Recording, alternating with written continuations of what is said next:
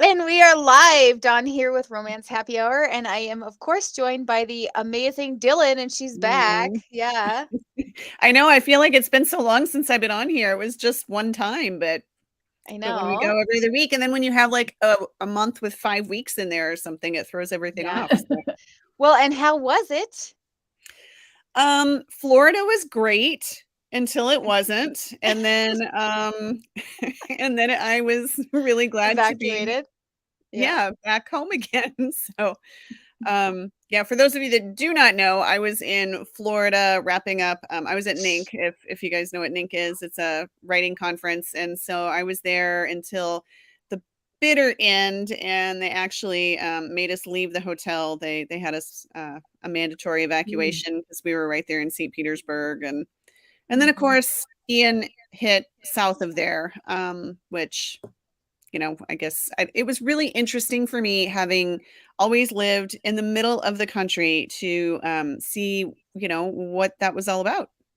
Okay, you Um, say middle, but like, have you ever had tornadoes or any kind well, of other yeah, than blizzards? Like, blizzards don't yes, count, I think, but I've yes, lived through many of blizzards. But what kind of yes. natural disasters have you been through? Well, I mean, I grew up in, I went from Texas to Yeah, Kansas to Missouri to Minnesota, so literally straight up the middle of the everyone. country. So yeah, tornadoes. I've experienced tornadoes, but never a hurricane. So it was just Yeah. really interesting. And then, no matter where you were, like your phone would just start, everybody's phone, even at the airport, trying to get out, because I kept trying to get out, but then they kept closing the airports. And so, Mm. but everybody in the airport, when your phone like gets that emergency signal at once, the whole it's Oh, just um and they just Yeah. don't know either. I don't know if well, I know you've been through a hurricane, Dawn. But it's like, how can they not know? These meteorologists that go to school for how many years, and then it's like they have these spaghetti models, and it's like, do they call it spaghetti because it looks like spaghetti, or because they're all just guessing? I don't know. Yeah.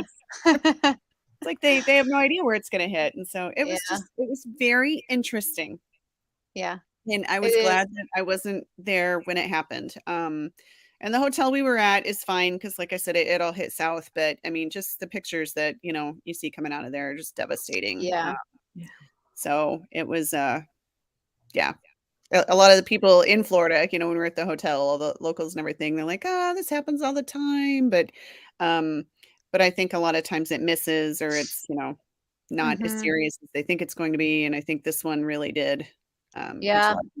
Mm. Yeah. catch a lot of people off guard. So I'm, That's where that's where I was at with Harvey. We were yeah. just like, "I'm gonna stay home. I'm gonna stay home. I've been through 3. I'm Mm. good."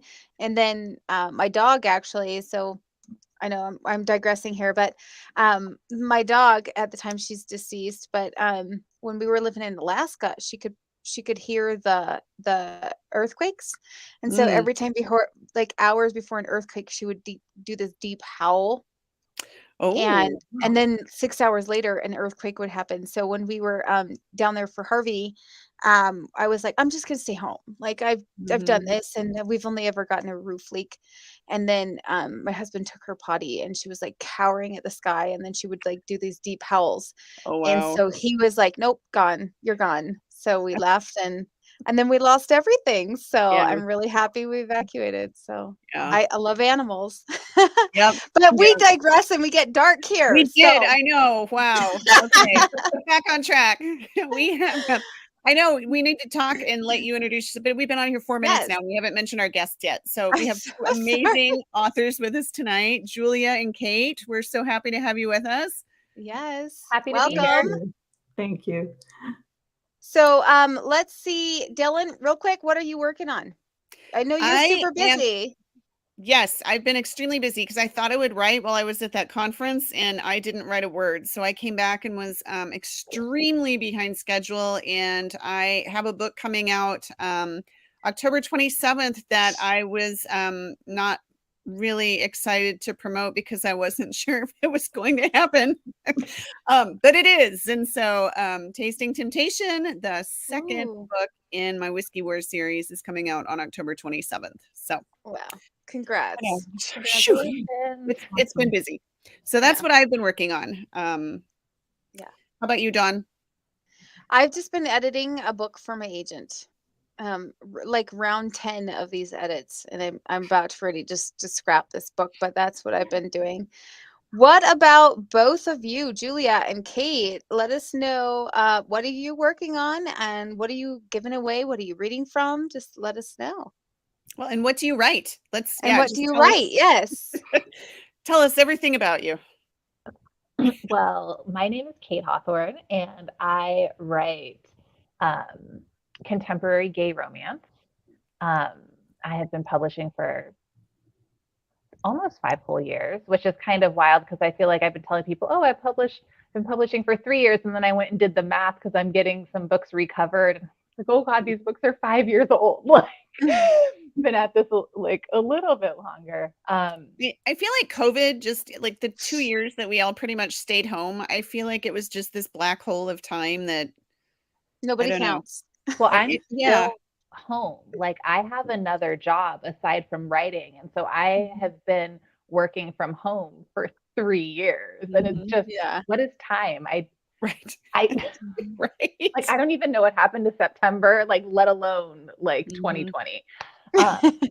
But so I write contemporary gay romance, a little bit angsty, definitely steamy kind of content. And then just this year, I launched a second pen name for sapphic romance. So I've been writing some, like, definitely more on the erotic romance side of things. So that is fun. And I'm going to be reading from my newest release, which is a book called Rebound. It came out in September, the beginning of September. So it's relatively new, and it is a age gap romance. And the premise of it is very sexy time premise. But I have a nice, good part to read that's definitely acceptable. Because it's not just all in the bedroom. Like, there's emotion and character development, all of that good stuff, of course. And so I would love to give away a copy of Rebound, a digital straight to your Kindle, like magic in the air kind of copy. But I'm happy to dish up almost any book from my backlist, except for the ones that are with the publisher. So that will be winner's choice. Awesome. Thank you. And what about you, Julia? I'm Julia Kent. I've been writing, I'm actually about to celebrate 10 years. My first book came out at the very end of 2012, which feels like forever ago, especially in indie publishing. That's like 50 years ago with how quickly this industry runs. But I write largely contemporary romance and romantic comedy. And my tagline is romantic comedy with an edge, because I tend to go places that people don't expect in my books, whether it's super goofy over the top or super goofy over the top and erotic, depending on which series. So I have a lot of fun writing my books. This is actually a second career for me. I was a college professor and higher education administrator for 20 years, and then 2012 happened. And so having a lot of fun. And so I will be reading today from the book Love You Right, which is the first book in my Love You Maine series, which is a fictional town where every day is Valentine's Day.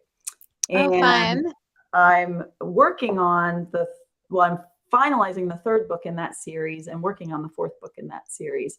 But my giveaway is a paperback copy and swag, but from, and I can make it reader's choice. I like that, Kate.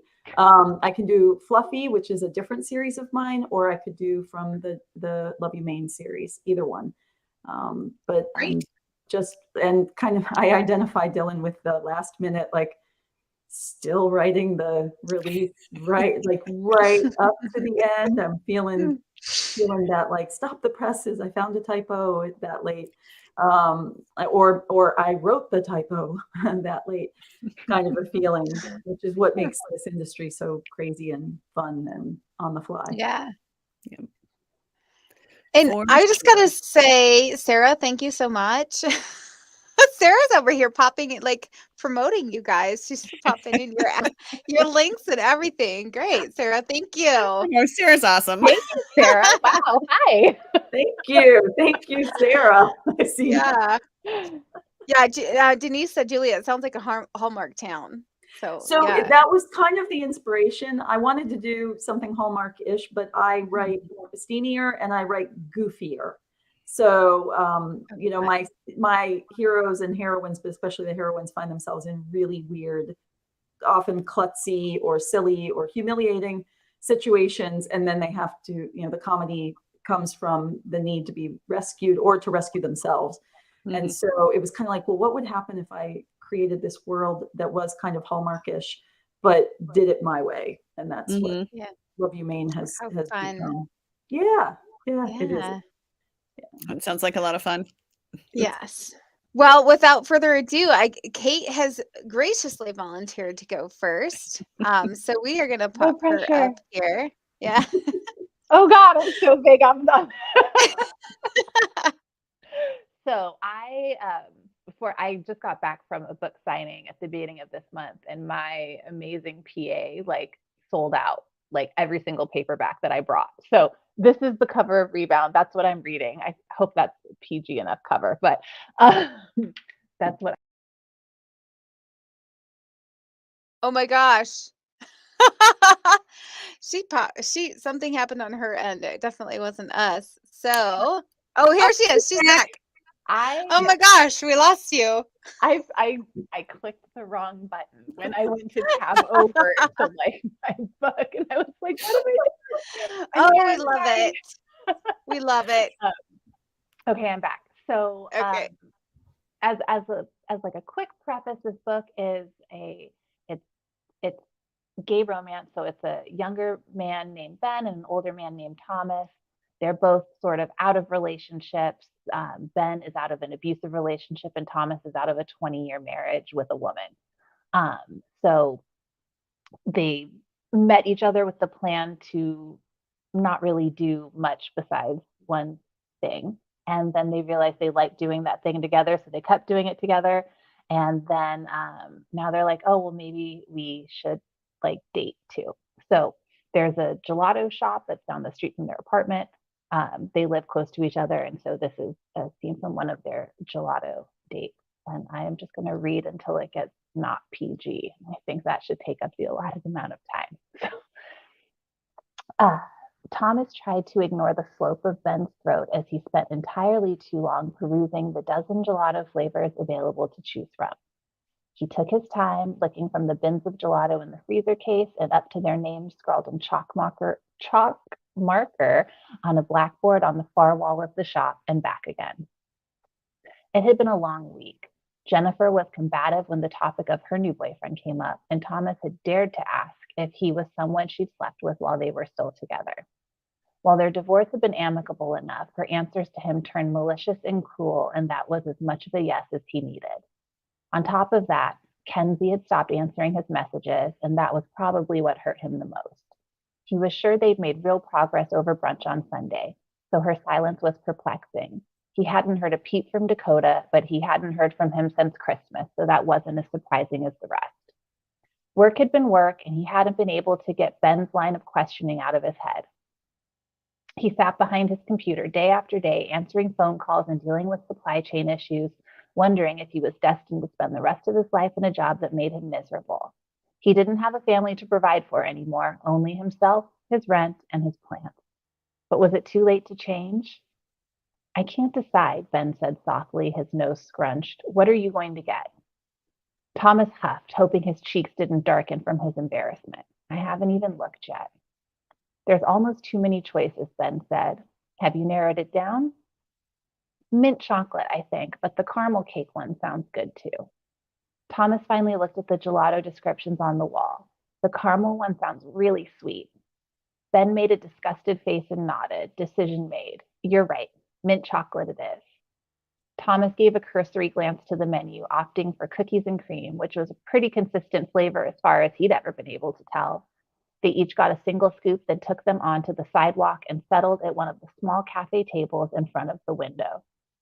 There's something to be said about green mint ice cream, Ben muttered, spoon hanging off his tongue. Better or worse? It's far superior. I'm inclined to agree, Thomas said. Ben leaned his head back, again displaying the unnervingly sexy arch of his throat while he stared up at the night sky. It wasn't terribly cold out, but it was cloudy, and the neon gelato shop sign reflected off Ben's face like a rainbow kaleidoscope.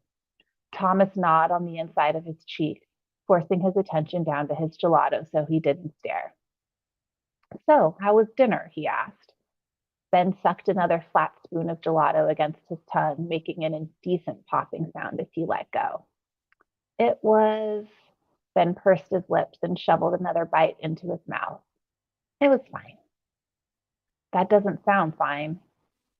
My friends were just. Thomas sensed the discomfort radiating out of every part of Ben's body, almost thick enough to cut with a knife. You don't have to talk about it. They brought up my ex, or not my ex, whatever he was, the guy from before you. The bad one, Thomas supplied. Ben nodded. He came up, and I have mixed feelings about the whole thing, and I was drinking, and it's distracting. That's all.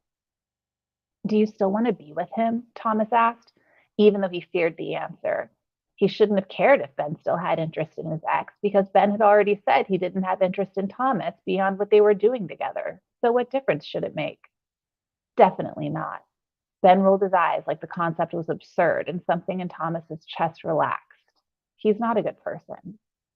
I'm glad you're not with him anymore then, he said softly. Me too. Ben stepped back to work on his gelato, and Thomas looked away. What's your ex like? Ben asked after a few more bites. She's not who I thought she was, he said. In what way, if you don't mind me asking? I don't mind.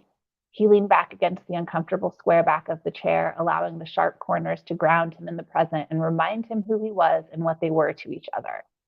She wanted everything and offered little in return.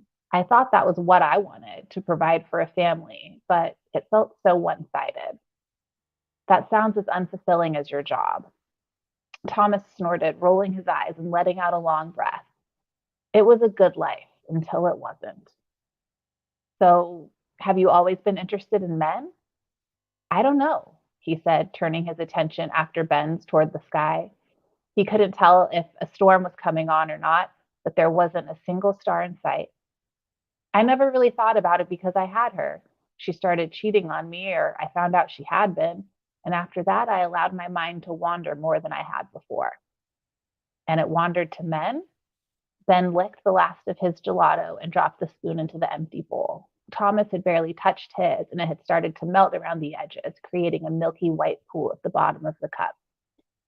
It wandered a lot of places. Men was the only one worth exploring. And you set up a profile on that app? He nodded and picked a chunk of chocolate cookie out of the melting mess of gelato. And I was your first, Ben said. You know you were. I just like hearing it. Is that so? He asked. Ben smirked, suddenly looking shy. A bit. What about it do you like the most? He asked. Oh God. Ben covered his face with his hands. Are we doing this? He laughed. Doing what? It's just a question. You don't have to answer. I know none of this is part of the deal. The deal. Ben sighed and stretched his legs out, letting his hands fall together in his lap. The effing deal. Is that something else to talk about? Thomas hated the worry that sparked up his spine at the way Ben referenced their arrangement, and it wasn't a conversation he wanted to have, but he couldn't not ask. A lifetime of not asking Jennifer was what had gotten him an apartment the size of his former basement and a costly divorce. It could be, Ben squinted, a half-wink expression that Thomas couldn't make sense of. But later, I can answer what I like about it if you want. I am curious, he said, glad to not have the talk yet. Ben leaned closer, raising one hand to shield his mouth, even though he didn't lower the volume of his voice. I like it because, and that's all I've got, because it ramps up after that. Whoa, ramps up. Oh my gosh, she left us on a cliffhanger. Yes. Yeah. That's chapter 12. If you want to, it's in Kindle Unlimited. You can just go pick it up right now and see what happens. Oh my gosh, awesome. Yeah. Well, that was super enjoyable, but it did leave me just slightly unsatisfied, I will say. And now I want gelato. I But promise you yeah, don't that feel was that by way design. in the book. I know. I had this conversation with my husband because like green mint chocolate chip ice cream is superior and like white mint chocolate chip ice cream just doesn't taste as right. And a lady at this ice cream shop by our house tried to be like, it's just food coloring, right? I'm like, well, it tastes better. Like, but okay. Like, so I was like, I have to put that in the book for sure. Yeah. It's true Oh my though, gosh. as I'm thinking Yeah. about it, it's like the green Andes mints taste mintier to me than like a York peppermint patty, and because that's white. Why is that? I'm Mhm. in the Now you've got to. minority. I like the white version. Do you like Yeah. that better? I don't know why. like I don't know why, but I do. the Tillamook white mint chocolate one is good, but most other ones I've had have been a little bit lackluster. We'll have to do an informal poll and see what Yeah. our I'm gonna parents say, like I better. think she's been thinking about this for a while. I can Mhm. tell. Right. This I mint put a lot chocolate. of research into this Yeah. gelato shop date. I love it as a detail that you use with your characters. I think that's Yeah. Exactly. And what is your favorite flavor of gelato, if I might ask? I don't like gelato. I prefer ice Oh. cream. Like I like ice cream better than gelato, but like I feel like I can't have every single character. Like I already have like 90% of my characters are like stargazers, and it's like on my id list. So I'm always like stars and kissing under the stars and rain and stars, and I'm like I can't have them all eating ice cream too. So I did gelato this time. But like it's a thing as an author, right? Because Yeah. like my husband once said, why don't you write a character who doesn't like coffee? And I was like, how can I do that? Right? But he's not wrong. Yeah. We have to shake it up. yeah. We do. You're right. I should probably do more of that, because when you said a character who doesn't like coffee, immediately I'm like, the horror. Like what Yeah. do they do in the mornings then? I know. I don't know. Please, I gotta have my coffee before my husband even wakes up. Because if he Yeah. wakes up at the same time, I'm like, dude, you fucking know I won't make you breakfast Dawn, until I've oh my had my God. coffee. I'm sorry. I'm sorry. I'm a sailor. Every I'm sorry. single time. But like as a broad answer, coffee flavored anything. So I'm right there with you, Yeah. Julie. Like coffee ice cream. Like if it is coffee gelato, I'm down for that as Yes. well. Like definitely She good. covers well. Well, and when you get like coffee flavored anything, also your kids won't try to take it from you. I've noticed that. Well, So, mine gotta be don't, at least not yet. I gotta be honest. When I was my very first, he's now my Marine, but when he was a baby, I would come out of the bathroom and he's standing in the middle of the living room with a guilty smile on his face and coffee all down his onesie. Oh my god. So Wow. he would like go and sneak my coffee and just like drink it. So my My kids like kid used to coffee. do that too when he was little, but now that he actually has functioning taste buds, yeah, it's a no, thank you. Yeah. My daughter's Yeah. 6 and she's tried it. Like I'm like, you can try it. Like if you want to try it, fine. Like I know she's not gonna like it. So I'm like, yeah, sure, you can have a drink. Go for it. Right. So Karen says she's here now. Karen, pop up some questions. Give us some I know. I questions. was just going to say we haven't had any questions come up yet. And that is not unusual. So, sometimes we do, sometimes we don't. I have a question though. I would love to know, Kate, what inspired you to write gay romance? It is what I was actively reading. And Okay. Amazon took me on this wild ride from like hetero romance to like dark hetero romance to like poly stuff where like two guys and a girl, but the guys are not together. And then it just kept suggesting me down like, and then it was like, hi, here's gay romance. And I was like, oh my God. And so that's what I started reading. And a lot of there's a really active like social network community with gay romance authors and gay romance readers. And so when I was reading it, I started meeting authors and I was meeting other readers. And I was like, this is so cool. And I just wrote something for fun, like in a group chat one day. And one of my friends was like, yeah, do that more. And I wrote my first book for fun. I didn't expect it to go anywhere, and it hit #1 in gay romance when it came out. And I was just like, fun. Yeah, it was so exciting. And I was like, okay, well, I'm gonna keep doing this then. And that's just how it came in. It was because what I was reading and what I was surrounded with. So yeah, that's what we got. Funny. What I'm hearing from this is its new take on Amazon made me do it. So like Amazon didn't make you like purchase the stupid thing from like some Amazon made you read It's gay all romance. Amazon's fault. It's all Amazon's fault. Yeah, it was like they knew, like the algorithm knew that like what I was That's what you going needed. for. Yeah. They're like, hey, you know what? Amazon is so smart that it's like, if you read this and then write it, then you'll be successful. Let's do this. It's like, give it a shot. They're really into your head. I have been getting a lot of TikTok made me buy it. I just finished a book last week that I really enjoyed that TikTok made me buy, and so I think that algorithm it's smarter than we think it is, which is also a little concerning, but very concerning. Yeah. Oh my gosh.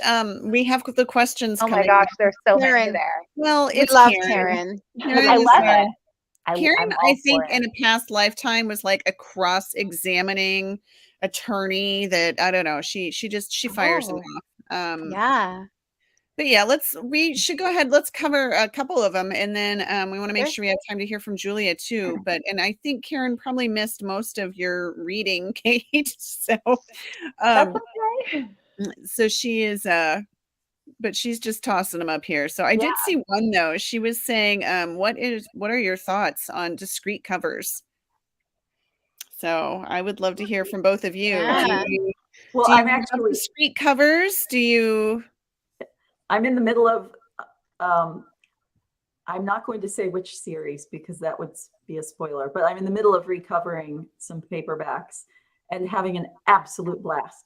Like, I didn't realize how much fun I would have doing discrete covers, whatever term you want to use. But it frees us, me and the cover designer, from the constraints of market expectations. And it has turned out, and there's nothing wrong with the covers that we do for market expectations, but this is a different kind of creativity. And we're having an absolute blast doing it because they're meant to be for, I think in some ways the discrete covers, readers want them, but authors can view them as much for themselves as for the readers. At least that's my experience now. I went into it kind of going, okay, the readers want discrete covers. I'll give them discrete covers and we'll keep it nice and simple. And it will be, this, that, or the other. And then the cover designer I'm working with came up with this really wild idea. And it was like, oh, wait, we can have fun with this. So this is kind of cool.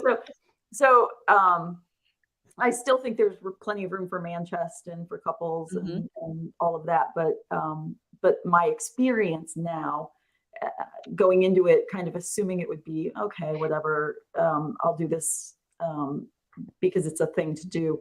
It's become a really, really fun thing. Yeah. Well, now I'm curious to know which series you're recovering. When are we going to get to see those so we can probably 2 or 3 months. Oh my gosh. Okay. It's a long series and it involves a couple of other things going on, but it'll be all over social media and in my newsletter, and it's awesome. And there's this, I can say this, I am on every cover. Oh. But not that would be my nightmare, is that I would be on every cover. I am not like Nana Malone, who is this gorgeous model who goes on her own covers. No, it's that romantic comedy with an edge. It's like coming up with that super fun thing that started as a reader-driven trend, and I hope it continues. But well, now I want to just see your covers. Dang it! I know. I know. I want a sneak peek. Oh my gosh. You'll Can you have give to us a start sneak peek stalking Julia later? on social media, Dawn. Yeah. Mhm. How about you, Kate? Do you have discrete covers? No, Have you thought about doing them at all? not a huge fan personally. I but like I have one discrete cover, and it's not even on a book that I've released. I have a series that's 3 books and like a 20,000 word prequel novella that I give away for free. And I bundled it into a paperback as a like a bonus benefit for my Patreon subscribers. Patreon, however, and and the cover, I made that cover myself, and it's a lot more. There's no people on it. It's just a messy bed with like neon lights. So it's as discreet as I'm ever gonna get. I think you could look at it and still know what it is. But yeah, no, I like me personally, I'm not a huge fan. Like I love everything you said, Julia, and I love the idea of looking at it as like here's this new, like a different way to have this creative outlet and to not really be restricted by like the market trends and everything like that. But yeah, it's just not my jam personally. Well, and Yeah. that's what's so awesome is so I'm seeing a couple people who have weighed in on the comments that they're not a fan. But then I know there are so many readers who are. So Yeah. that's what is so cool about, being an indie and having that control is that you can do what you want. If you want to do them, you can, and if you don't want to, you don't have to. And also getting to be so in touch with our readers too. If readers are asking for it, then who knows, Kate, maybe you'd reconsider if some of your readers said they really, really wanted it. And I mean, it's just, I don't know. I think it's a really fun time to be an author. So It is. Yeah. It is for sure. I think it also depends on is your subgenre asking for it? Mhm. Is your Yeah, audience asking for true. it? Yep.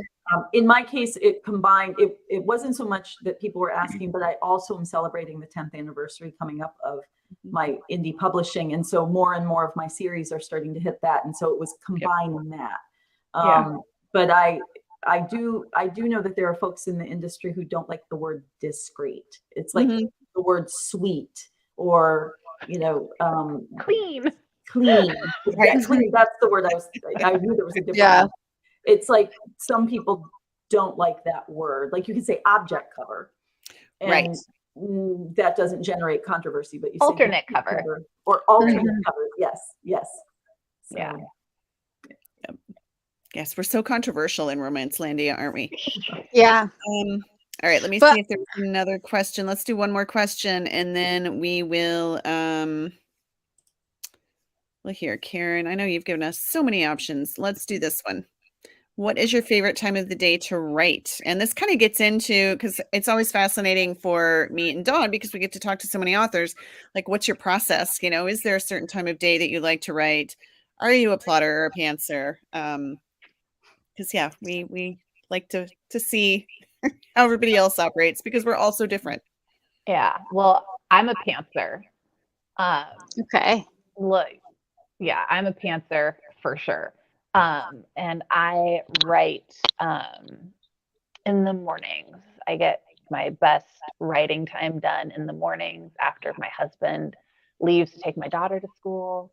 I finish coffee, like light some candles, turn on my humidifier, like my diffuser, and I try to get like at least like a good like 2 hours in the morning before I have to turn on like my other computer for my other job.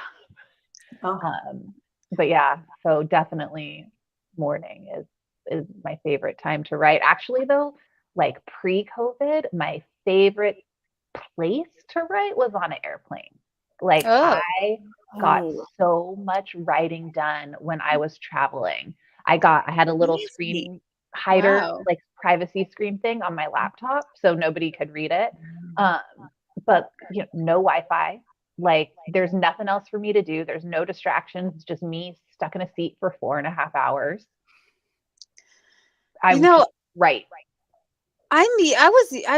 usually on planes pretty like alert and stuff and could do that. But this last time I was on a plane, I don't know what it was. Maybe it was my husband snoring next to me, but as soon as I heard him snoring, like all I wanted to do was sleep. And I'm like, I've never wanted to sleep on a plane before. That's so Yeah. crazy. Yeah, I can't imagine though. Yeah, mornings, I get you. Like I'm a morning writer too, Yeah, for sure. I love it. What about you, Julia? Yeah, well, I am definitely a pantser. I've tried plotting, and then the just I end up taking so many detours that it's like plotting in advance is the best fiction I've ever written, literally, because it doesn't happen. But I write when I can. I now have I noticed Karen asked about my she shed a little earlier. Mhm. I'm in Yeah. a separate building. We took this old barn, like not a barn, it's a shed, but it's a 2-story shed, and we converted it earlier during the early stages of the pandemic. And so I actually have my own space. And it's really nice because I have a very busy, crowded household with 3 kids and one who's kind of loud, and then now we have a puppy. But I do my best work early in the day, and but not in the classic sense. If I get 2,000 words before like 9 o'clock in the morning, I'm going to have a huge word day, like a huge word day. But if I don't, then they come out in like 50 words here, 100 words there. And so it's this weird thing. And you would think that that would make me then go, oh, okay, well, I'm going to make a goal to get 2,000 words every day before 9 a.m. No, because I'm not that consistent. So it just depends on when I have time. Yeah. All I right. want a picture of your she shed though. Do you have one? Like, do you have like photographs? Yes, somewhere. Do you want me to, is there a way to show that? No, I mean you can Oh, show me later. I'm okay. just Actually, in my reader group, I just posted a video of part of okay. the outside of the she shed. So I have a video, or I have a reader group on Facebook called Laugh Your Way to Love with Julia Kent. Okay, And I'm joining it now okay, so I awesome. can see. Well, and that was one of Sarah's questions. She was asking, do you ladies have reader groups? So Julia, what was the name of your reader group again? And it's on Facebook? It's on Facebook. It's called Laugh Your Way to Love with Julia Kent. Wow. You have so many readers in your I'm so proud of you. Oh my Thank gosh, you. that's awesome. There's quite a few. There's about 6,000 people in there, and they're Yeah. awesome. And they love Sweet. to post memes. And so to the point where we have a daily meme thread, and like you have to like please keep your memes on this thread. And they find some of the funniest stuff out there. It's awesome. But I have a really wonderful active reader group and a lot of chicken videos because one of my series has a chicken in it. Oh, So fun. if there's a chicken product or a chicken video, I'm tagged in it. Oh, fun. How about you, Kate? What's the name of your reader group? Do you have one on I Facebook? do. It's called Hawthorne's Harem. And Oh, yeah. you can find that there. We don't have chickens, we have donuts. But there's a NC-17 story about the donuts that I can't tell here. So Oh my gosh. but yes, that is where you can find me and all of my books and my teasers and my covers and lots of inappropriate content. Love it. Awesome. Yeah. On that note, are you ready to Yes. read, Julia? Very Yes, nice segue. Julia. I'm putting you up while I go join your reader group. Okay, are we ready for me to do? Okay. So I have to set the stage before I read this section. So in the book, Love You Right, this is set in a small town in Western Maine called Love You, Maine. And it is, the story goes that 100 years ago, 2 lovers swam in the same hot springs and fell in love. And so it became Magic Hot Springs, not in a paranormal sense, but in the sense that one of the men who found his wife in the hot springs realized that they could commercialize the town and turn it into this town where lovers go. And now it's the town where every day is Valentine's Day. And so this is a second, sort of a semi second chance type book, but it's more enemies to lovers. It's about 2 people who were friends 5 years before this book begins and had a falling out. And now Rachel Hart, who is the heroine, is coming into town, and she's an LA native, city girl. So it's the classic city girl meets lumberjack when her car breaks down in the woods. And so the scene here is that her car has broken down. She realizes that the guy who's helping her is her old friend from 5 years ago, who they now hate each other. And he's fixing her car and he doesn't have duct tape. So he's using super glue to fix her car. And she insists on grabbing the part as he's doing this, and they super glue themselves to each other. So this is the what's happened earlier in the book. And now there's the part where they realize they have to drive into town with their hands glued to each other. So that's the setting. And so Rachel. Why are you suddenly so red? She asked, peering down at him. Whatever it is, it must be bad because you have so much hair and such a thick beard. It's hard to see around it, but you just turned the same color as your red flannel. I'm fine. Just, exertion. Kel's eyes shifted away from direct contact.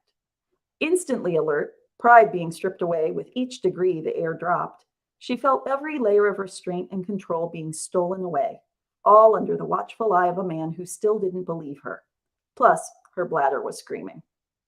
His comment about her working for Big Oil with his ex stung like hell, and made her need to put as much distance between herself and Kel Love You as she possibly could, as fast as she could.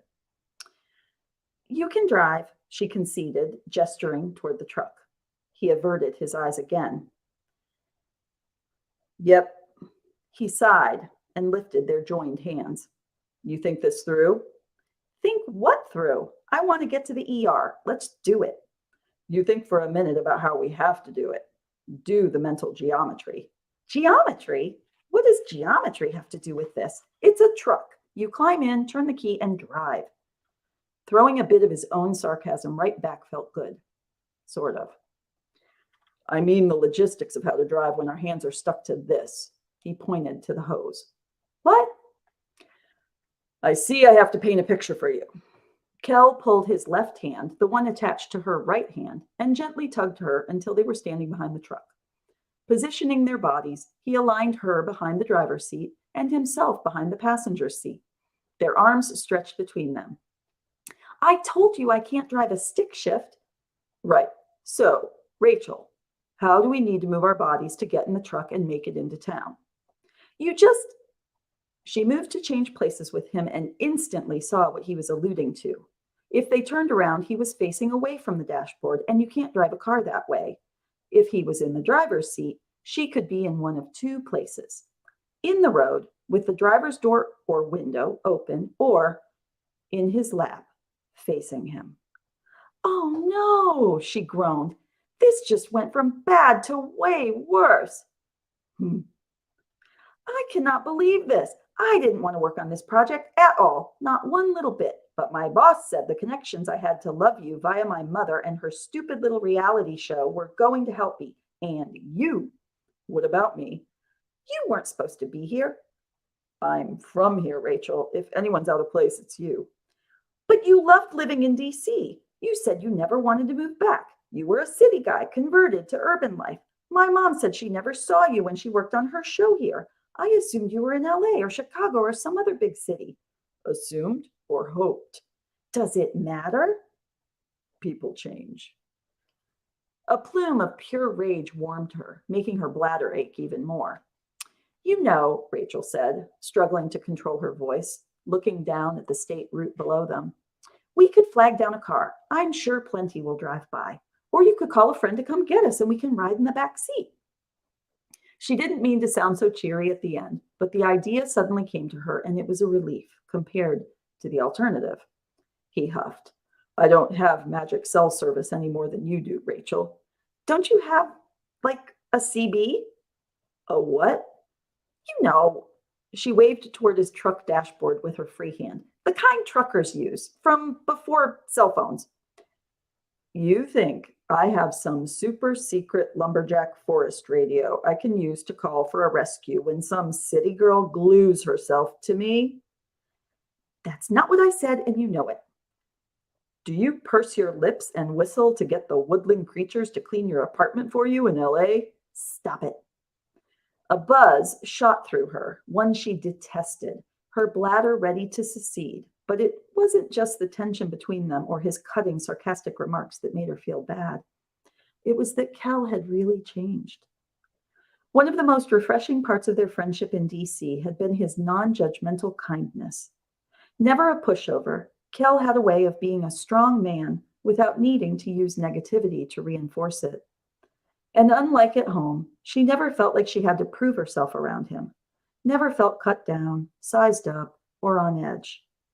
5 years had changed her, for sure, especially after what had happened at EEC, but it appeared to have fundamentally altered Kel's personality.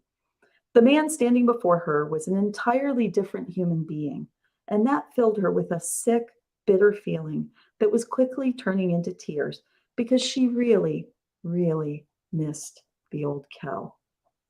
No,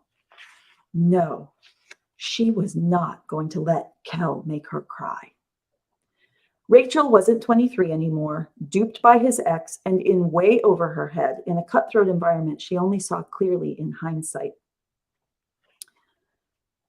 When she moved on to her MBA program after EEC, all of that gave her a thick skin and a low tolerance for being a sucker.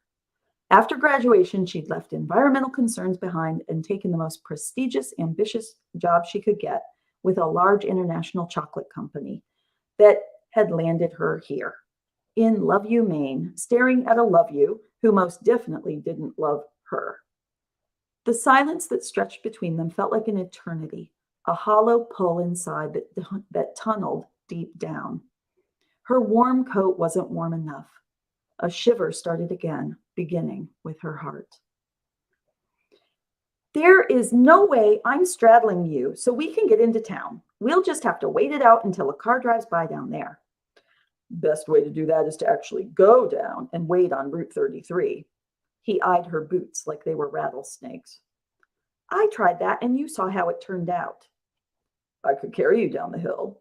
What if you slipped? We'd slide into traffic like marbles on this ice. He peered down the hill. Might go under the guardrail too and hit that gully. It's a good 60-foot drop with rocks. I have sneakers in my luggage. Let me change my shoes and we can go down there. It's not a well-traveled road, Rachel. I've been here with you for the last half hour and no one's driven by. There's a weather advisory too. Like snow? Booming laughter coupled with a denigrating headshake made him seriously feel like a grumpy Paul Bunyan to her. Like snow? He mimicked. More like a nor'easter. I've heard that term, but what does it mean? As if on cue, tiny snowflakes began to dot their clothes. Means that, he pointed up. Those tiny snowflakes are going to turn into very big ones, and that means accumulation. Big storm coming, predicted to get up to 10 inches. Plenty of people are off the road already. Then why are you driving? What made you come up here anyhow? This is an old logging road. I was driving by and saw your car.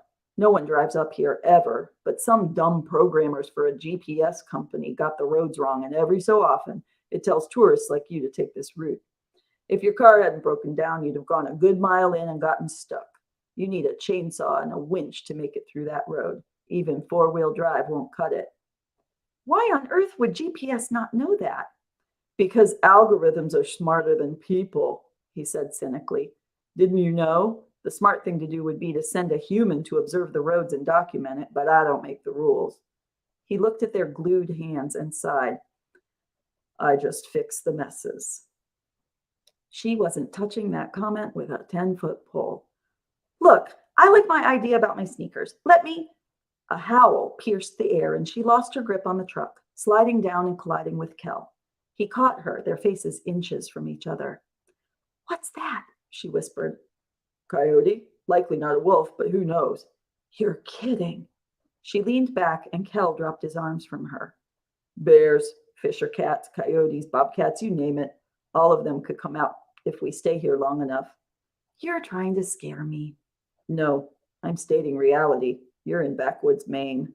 You mean backwater Maine. This place is unbelievably painfully backward. Backwoods doesn't mean backward. A huff was all she could muster, hating how her body responded to his suggestion, but the mechanics of their predicament meant he was right. The only way he could drive his truck was if he sat in the driver's seat and she straddled him. Then his right hand would be free to use the stick shift. And then she realized there was another way. What if you sit in the driver's seat and we hold our hands through the window? You just drive 3 miles per hour and I walk the trip back to town. One bushy eyebrow went up. We're 11 miles from town and you'd be walking down the middle of the road as a snowstorm starts. And how are you going to get your arm through the window when our hands are glued together? Climb through it first? His chuckle made her fury ratchet up a notch. Don't think I'm going to enjoy having you in my lap, Rachel, but it's the only way out of this. I can't believe you did this to me. Did this to you? I didn't do this. You did. I'm not the one who used the super glue. You didn't listen when I told you not to touch it. How was I supposed to know you were serious? Because I'm a human being with a brain and you should respect me? As if that's a good reason, she shot back. Look, there's no other choice. You have to ride me so we can ride into town. The wolfish smile he gave her was nothing but pure mockery, but the gleam in his eye and the red blush were something else. That's puerile. That's the truth. You don't have to say it that way. I'll be a gentleman, promise. He frowned. You sure you don't want to pee before we do this? Because that's disgusting. I am completely in control of my body. Good, because you're doing a piss poor job of controlling your emotions. Hey! Oh, sorry. Shouldn't have said piss. You think that was the offensive part?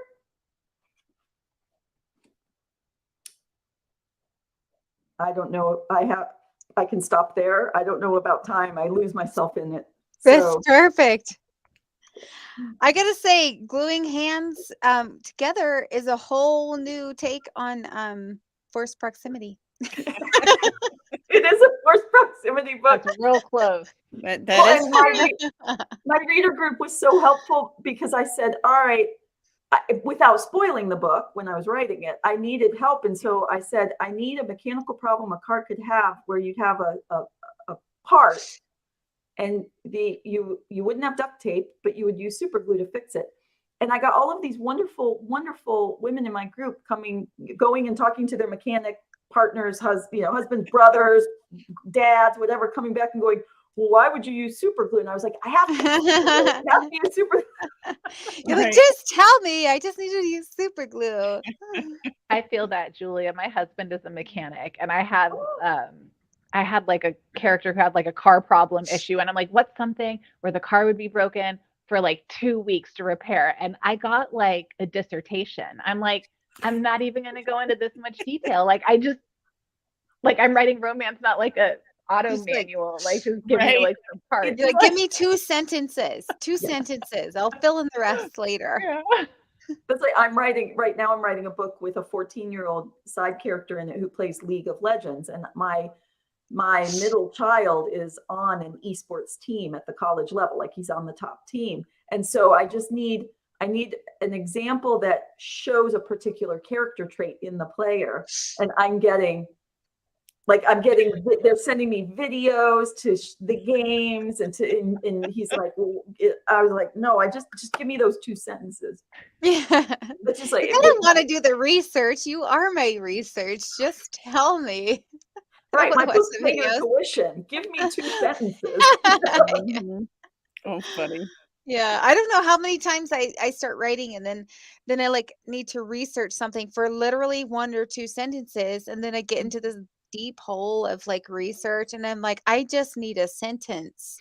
Like 3 hours later. Well, it's really important to get it right. Right, yeah. But absolutely. It's like you only need a certain amount of right.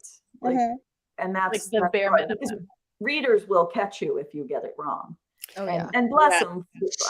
Because I'm that kind of reader. If I'm reading something and it throws me out of the story, then I can't crawl back into the story. So I need to make it right for the readers too.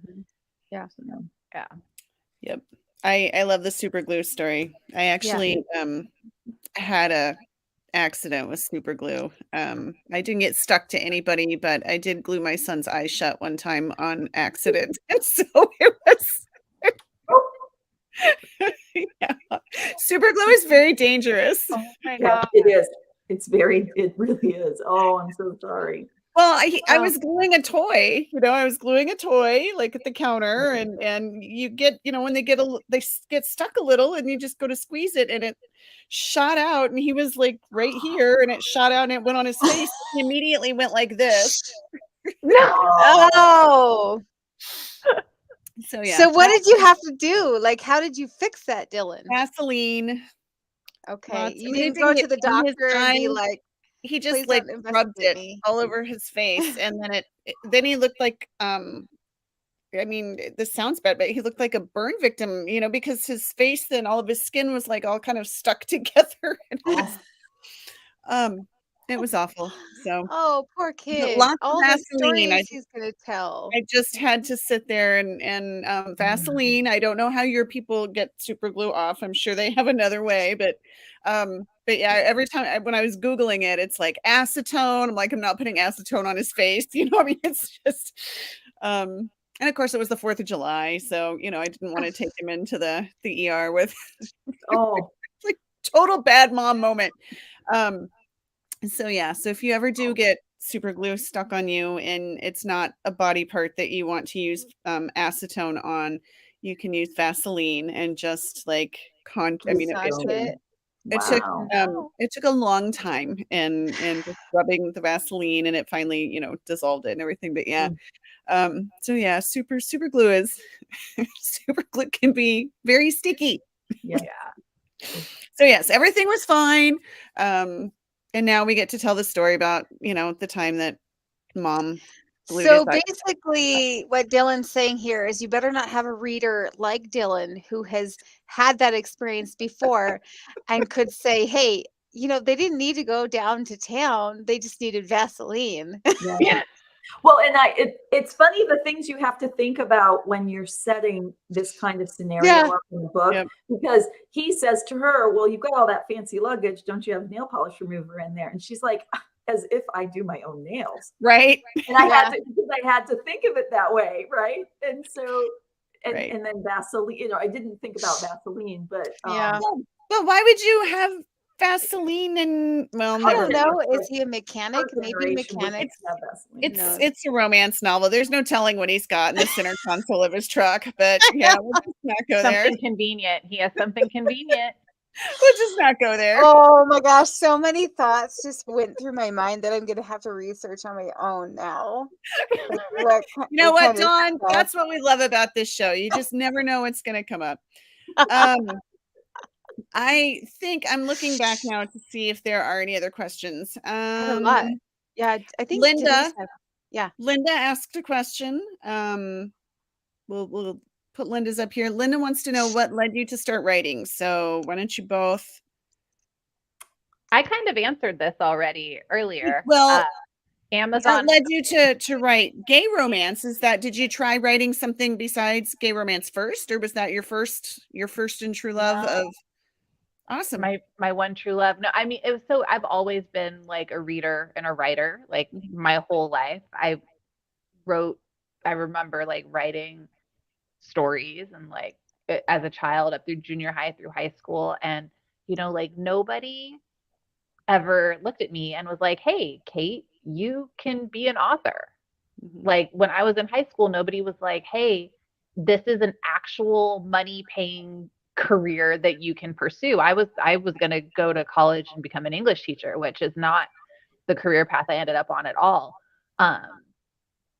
Yeah. And so like, it's what I would have wanted to do. And nobody was really like, hey, this is a real thing that you can do. And so I just never did until I started reading it, and then had some supportive friends give me a shove into it. And here we are. I think that's what I love about being a parent, though, because then I can promote it to my kids and be like, hey, this is actually a path you can take if you really wanted to. Yeah. Yeah. And all the other like paths in the writing industry, not just author, but all of them. Like I never knew any of, I mean, small town Montana, that's where I grew up. Never knew any of that existed until I got into this. Yeah. It's cool. It's And like what my about- daughter like wants to be a mermaid. I'm like, are you sure? Like I want to Oh, support you in like everything, but are we sure that like mermaid is where we're going? see, I've been there. I've been there. My daughter wanted to be a mermaid up until about 5 years ago. She's like 16 now. yeah. But So I've been like there and I was like, you can actually be a mermaid. yeah, there's that can. place in Florida. And so yeah, so like I wanted like I didn't feel like nobody made it clear that that was the thing I could do. So I'm like, sure, if you want to be a mermaid, like we'll figure it out, I We'll make guess. it work. Like we'll sort it out. But yeah. Well, if she does, I mean, we got to be friends because I'm really curious if your daughter ever ends up becoming a mermaid, I will totally go and support her. I think that's awesome. I wanted my daughter to be that too, but she's beyond that now. Now she's just about boys and volleyball. So, Julia, what led you to writing? So I've been writing for pay since I was 16 and Oh, figured out pretty early that I could do that. There was a weekly newspaper in my hometown and I got paid $5 a column. So I wrote 2 columns a week oh, and it was $10 a week to write. And I wrote, one of them was like school activities, things that were going on at the high school. And then one of them was the sports column. And so it gave me this built-in excuse to call all the hot captains of all the various sports teams because I'm so old that most of the sports were boys teams. At the high school level, there were more and more, as time passed, there were more and more girls teams, but that was the beginning for me. But I too had I had an English teacher who actually told me that I did not have the discipline to become a writer. oh. And she was beyond wrong. And I won't mention her by name, but Yeah. you were wrong. Did you dedicate your first book to her? I'm just curious. No. But You should dedicate your 100th book to her. Ooh, I like that. That's coming up. I think I'm writing book 74 right now. Wow. So Nice. that would be a very interesting one. No, but I got into writing fiction. I've been writing fiction since I was 22, 23, so 13 years now. But I got into writing romance right around 08, 09. So I was writing, so I had been a business consultant, business writer, SEO consultant, and worked in academia. And I did the consulting because you don't get paid anything in academia. And I was on a number of, just like we have writing forums and now we have Facebook groups in the author world, there were plenty of those for nonfiction business writers back then. And people were talking about this thing called Kindle. And they were taking old fiction books that they had written and never been able to sell to trad and started making money. And so I was paying attention when people started making significant money. And I said, well, if they can do that, I can do that. And a few failed attempts. And later my early Julia Kent books took off. And that's how I fell into the writing. It's been a blast. And I'm so grateful to readers for making my life what it is now. Mm-hmm. Yep. Love it. Well, that's a good place to stop, I think, Dawn. Yeah, we are over time as usual. Now we have a bazillion questions as I scroll down. But ladies, if you would like to, you can always pop in there later and answer the questions via typing. Awesome. We are over time here. Dylan, we have another show at the end of this month, and then there's just 2 more left after that for the rest. So 3 more episodes left for the rest of the year. I know. I'm kind of excited. So weird to think about right now. And are we talking about it yet, Dawn? I mean, let's talk about it. Let's do it. I'm about to schedule them, so we're good. All right. So our show on December 8th, it will actually be our last show of 2022, and it's also our 100th episode. So Congratulations. Yeah, so we're excited about that. We never thought when we, just did this on a whim, oh gosh, years and years ago that that we would be coming up on 100 episodes. So, and I guess depending on how we count them, which I still don't know exactly how we counted them. Yeah, we have some book club meetings mixed in there and some other stuff. So I don't know. We might be coming depending on how we look at it. But anyways, it will be our official 100th episode. Yes. And so we are going to be celebrating. So watch for us. And this will start before our next show. But we are going to celebrate by featuring 100 books from our previous author guests over the next month and a half until our 100th episode. So, so make sure you check it out. And 100 books. Most of our episodes, and I think probably Linda too. Yeah, you guys have been with us from the beginning pretty much. So okay, Karen and Linda, since you guys have been with us literally almost from the beginning. If you have been here, well, for 100 episodes, let us know, and then maybe we'll send you a little extra gifties. Because if you miss one, you don't get it. If you miss one, you don't get it. So, oh my gosh.